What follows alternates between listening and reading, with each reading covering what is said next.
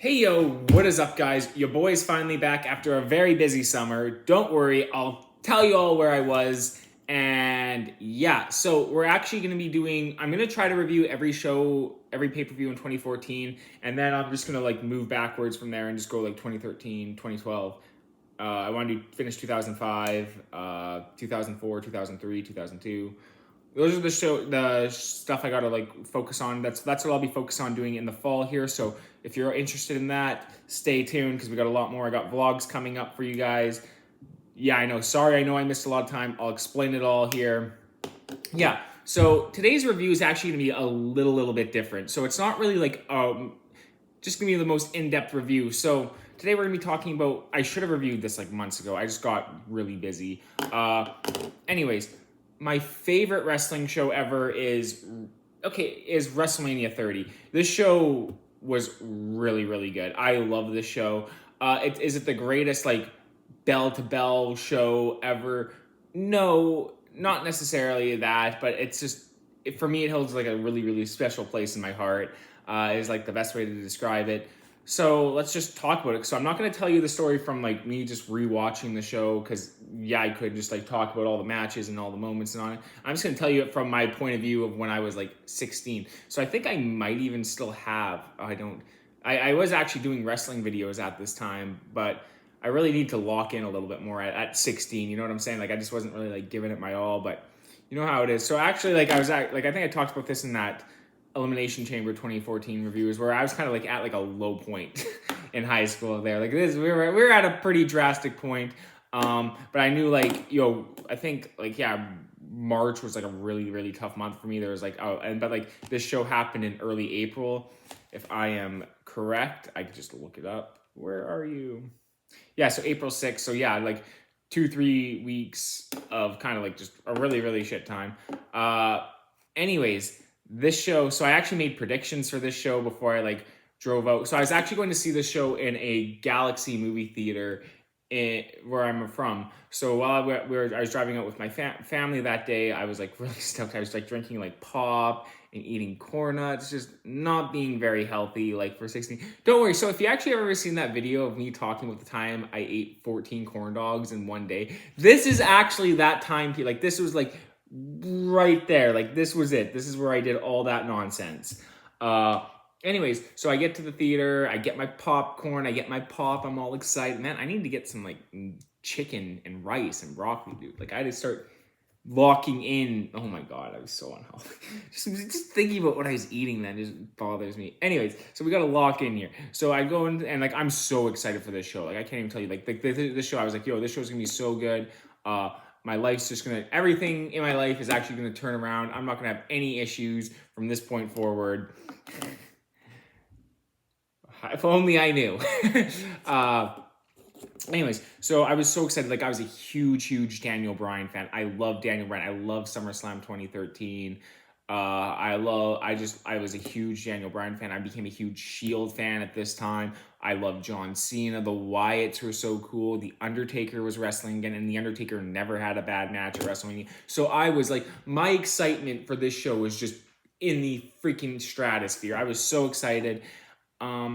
So let's talk about it. The first segment of the show was so classic because it's in a way WrestleMania 27 to 29 was in a way a trilogy, and in a way WrestleMania 30 was the beginning of a whole new era for WWE at the time. Is what this show. This show was so.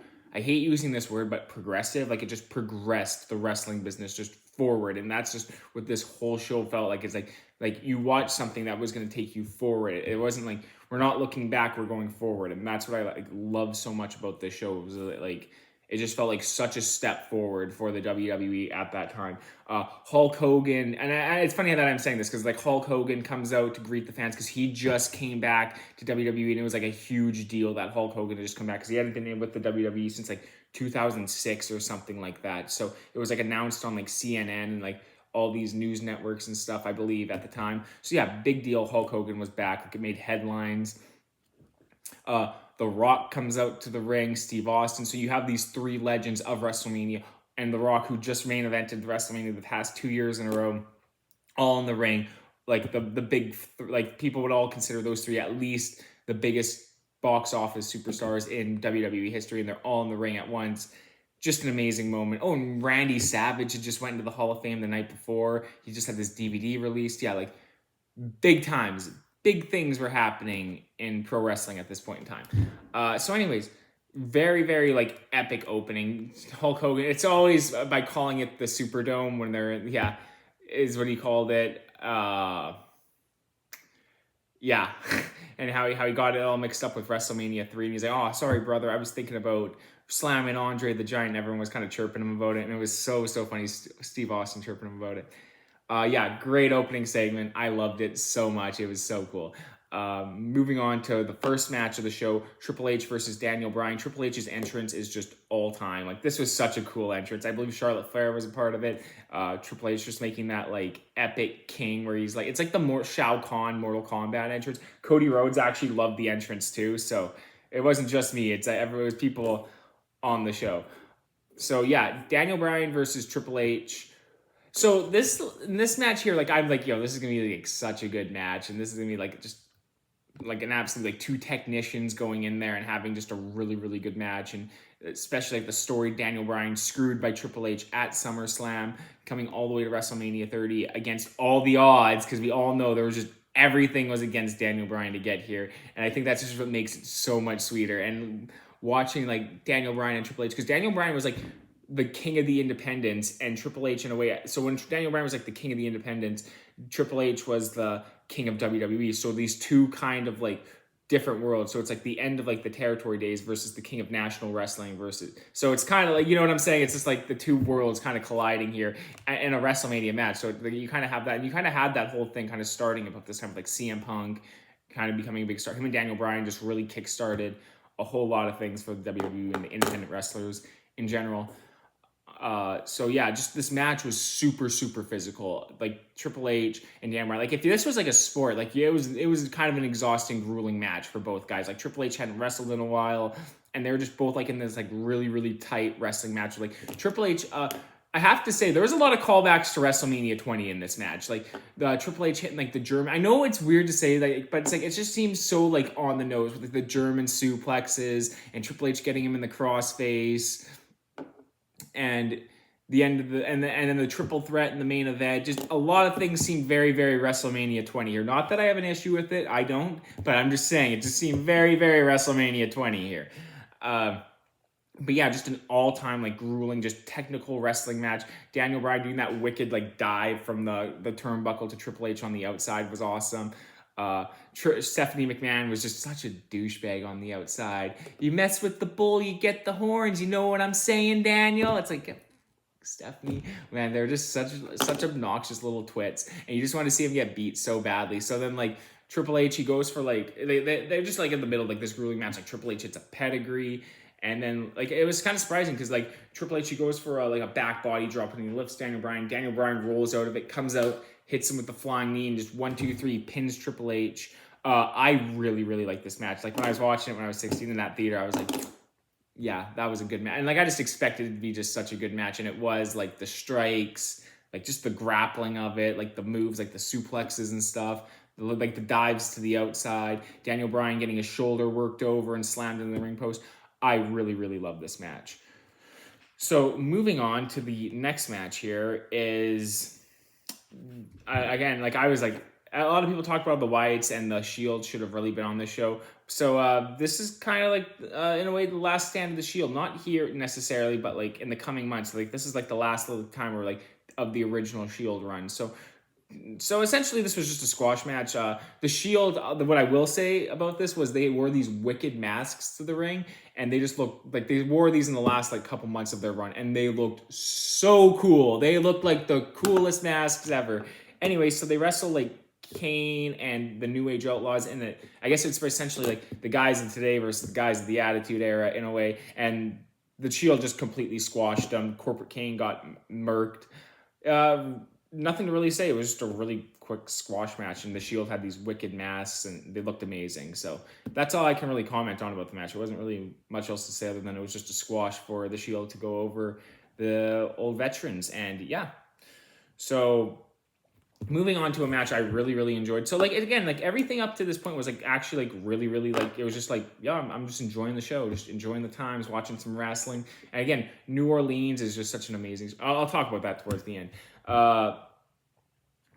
Cesaro winning the Andre the Giant Memorial Battle Royal, the first one. So this was kind of interesting that they kind of announced this in a way of like at WrestleMania 30 to commemorate Andre the Giant, Vince McMahon's favorite wrestler, I believe, or Stephanie McMahon's favorite wrestler also. So yeah, this was really, really cool. There was an Andre the Giant statue outside the ring, and Cesaro eventually won the match by Hulk Hogan, Andre the Giant slam at WrestleMania 3 to the Big Show. Like he picked him up and just like gassed him right outside the ring. So that's kind of what this whole match is really known for, is that whole ending.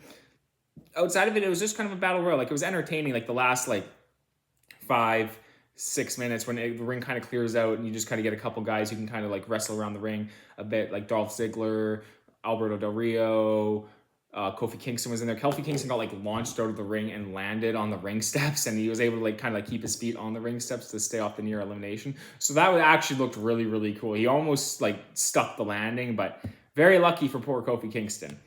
Anyways, yeah, Cesaro, this was like a star-making performance for Cesaro. Everyone thought Cesaro was just going to go on to do like such big things. Like in the vacuum at the time, people thought Cesaro was going to go on. I mean, he became a big tag team wrestler, but yeah, that's about it. He didn't really amount to much as a single. It was mostly his tag team wrestling with Sheamus with the Bar is really what Cesaro kind of went on to do. But still, hey, a great moment. People love Cesaro, and we all thought at the time, like, hey, this could be like such a huge stepping stone for him.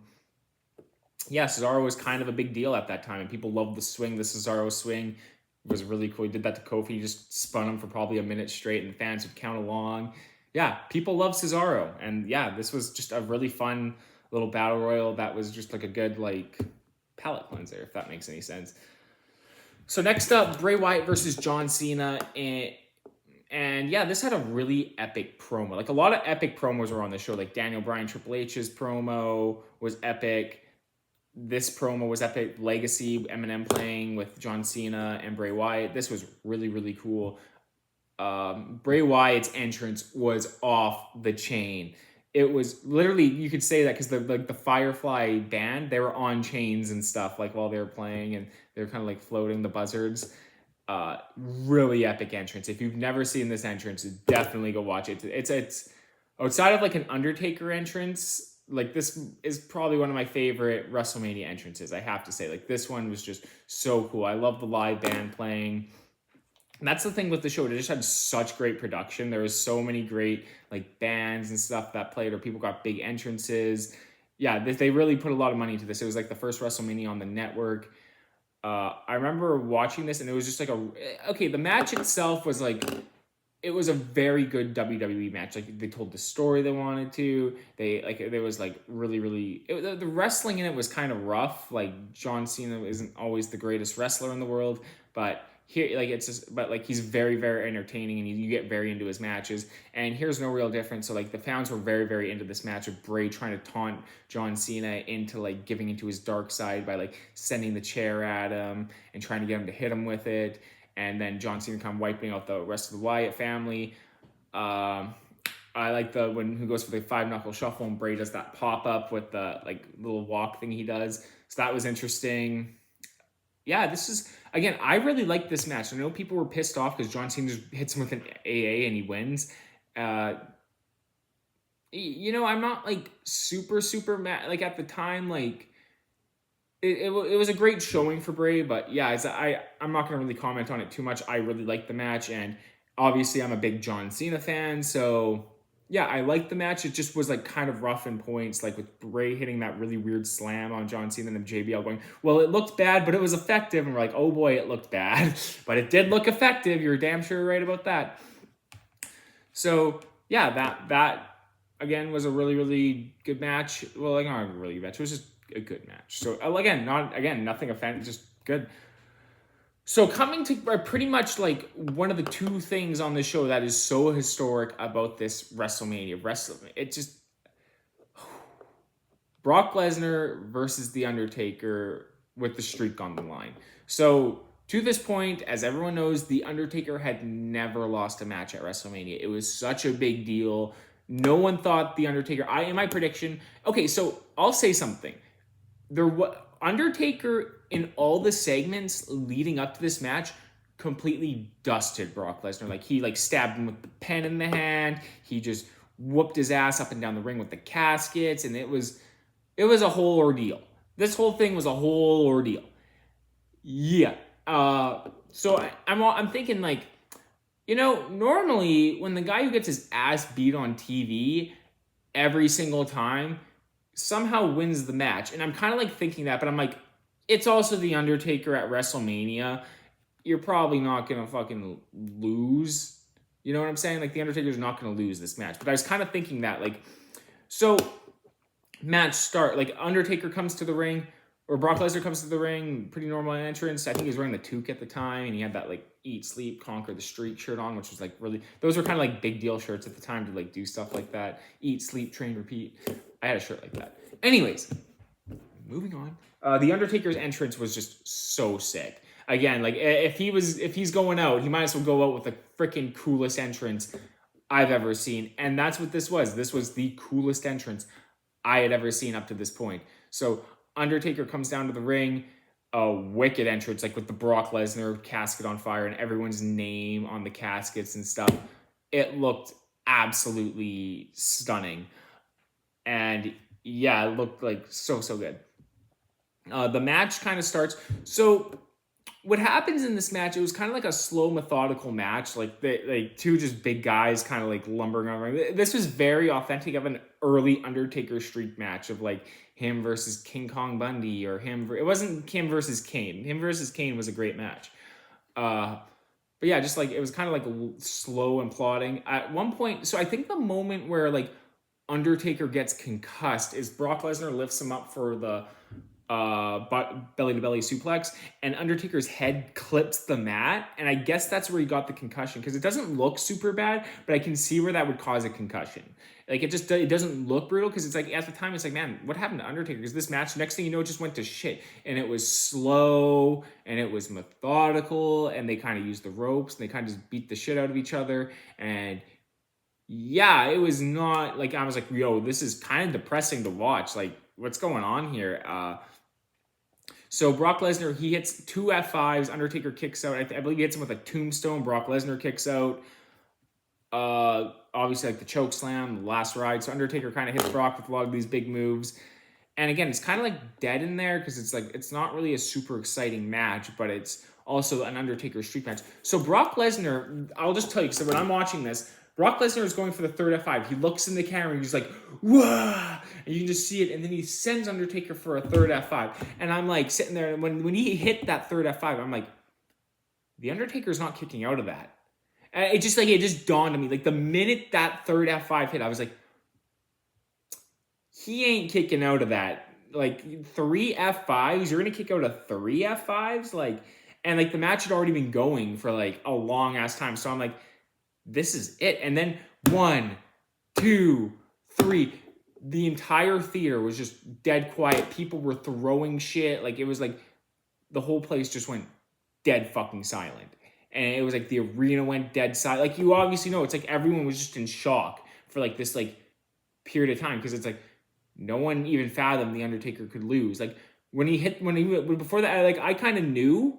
Like, it's not like there was like a lot, like I said, for me there was red herrings and stuff, but it's like, no way, he's not going to lose. Like, it's just like, it was so ingrained for so long that the Undertaker would not lose at WrestleMania. And then just to see like that hand hit, Brock Lesnar just sitting there, it's just this dead silence. Apparently that's what Ivan Koloff, when he beat Bruno Sammartino for the world title after like 8 or 9 years, that's apparently what it sounded like in MSG. That's exactly what it sounded like, was that. It was like that dead silent where people were just in shock, like they couldn't even believe what they had just seen. And that's exactly what this was. And I remember, I'm just sitting there like, I'm just completely depressed, because I essentially just like, I remember like thinking like, yo, I just watched my childhood just die in front of me right here. And that's all I could think. Undertaker walks to the back, he looks up, there's 21-1 on the screen. Undertaker suffered a concussion in this match. I thought this was it. Like at the time, I was like, the Undertaker's done. Like that's his last match. Like what more does the Undertaker do from here? Like it was all about the streak. That's like the main point, because he'd come back and wrestle one match a year, and it was all about the streak. And yeah, it was just shocking at the time. It's like, well, we're not going to see the Undertaker again after this, because the Undertaker would always take off after WrestleMania usually, except for the year prior where he did have a couple matches with the Shield. But yeah, it was just shocking, and that's I still remember like that. Just like I felt like crying. It was a sad ending to such a great run the Undertaker had. Like that's when like the Undertaker to me like stopped being like, that's when the Undertaker really died. Like that was the end of the Undertaker for me, and it always will be. Like the truth is, like the way I was gonna say is like this in a way for me is like the last wrestling show I could ever have watched in a way. Like if had I like stopped watching wrestling after this show, it would have been the perfect wrestling show to go out on. Because here's why. So the Undertaker loses. Next up, AJ Lee has that like 5-way women's match or whatever with all the divas, and yeah, she wins. AJ Lee wins. It was forgettable because of what happened before it, and the crowd was just completely dead for it. Yeah, that's all I can really say about the women's matches, is they died a death. So talking about let's get on to the main event. The main event was a very good main event. It was a really solid way for this show to go out. Randy Orton versus Batista versus Daniel Bryan for the undisputed WWE World Heavyweight Championship. Randy Orton comes to the ring with Rev Theory playing him to the ring. Epic entrance. I loved it so much. Like I said, all the entrances on the show, they could just be epic, and this was another just epic entrance for Randy Orton. Batista comes to the ring. Daniel Bryan comes to the ring. Match gets going. They kind of Daniel Bryan tries to end it early by getting Batista in the LeBell lock or the yes lock, and he kind of gets tossed from the ring. And a lot of this match was Randy Orton just wrestling his ass off. Randy Orton wrestled his ass off in this match. He gave it absolutely everything he had. He kind of went on like one-on-one with Batista, one-on-one with Orton, and yeah, you could tell like Daniel Bryan was just completely up against it in this match. And it was just like, this match was kind of like the big guns came out. Like they were throwing like all the big moves at each other, just trying everything they could to put each other away. Randy Orton just trying any sneaky way he could to win the match. Triple H comes back out and trying to cost Daniel Bryan the win by having Scarred Armstrong come in and screw Daniel Bryan over. But Daniel Bryan like hits Triple H with the sledgehammer, kicks Scott Armstrong in the face, and he dive tackles all of like Stephanie, Triple H, and Scott Armstrong. So they're all heading to the back. Stephanie's ankle hurts. I think she might have actually hurt her ankle on that. I don't know. Next thing you see, Batista and Randy Orton double team Daniel Bryan with the most crazy freaking moment of this match is Batista picking up Daniel Bryan on the announce table, throwing him through the air. Randy Orton catches him with an RKO through the freaking announce table, and Randy Orton's back lands on one of the TV monitors, and he cuts open his back. It was just a brutal, vicious spot. So they're coming out, they're stretching Daniel Bryan. Batista throws Orton back in the ring. They kind of go at it for a little bit. Randy Orton gets Batista on the outside, hits him with a draping DDT, which is like, fuck, that looks sick. Daniel Bryan, they all like get back in the ring. This is the really cool spot where like Batista goes for a spear on Randy Orton. Randy Orton jumps over and he clips Daniel Bryan, and it just looked absolutely like the way that hit, like, because didn't hit him in the stomach, it hit him like up here, and it just looked like, oh shoot, that smoked him right in the face. Yeah, so I think, Batista hits Randy Orton with a Batista bomb, or it was like a spine buster, because Randy Orton rolls out of the ring, and then Batista gets caught in the LeBell lock, and he taps out. Daniel Bryan climbs the mountain. He comes all the way back from losing the title at SummerSlam, just being screwed time and time again. Everyone knows the story. He climbs all the way to the very top of the mountain. Everyone's favorite wrestler, the most over wrestler of like the last 15 years or whatever it was. Like just crazy over. People love Daniel Bryan. And I love Daniel Bryan. And Bourbon Street's just going absolutely apeshit. Connor the Crusher's there.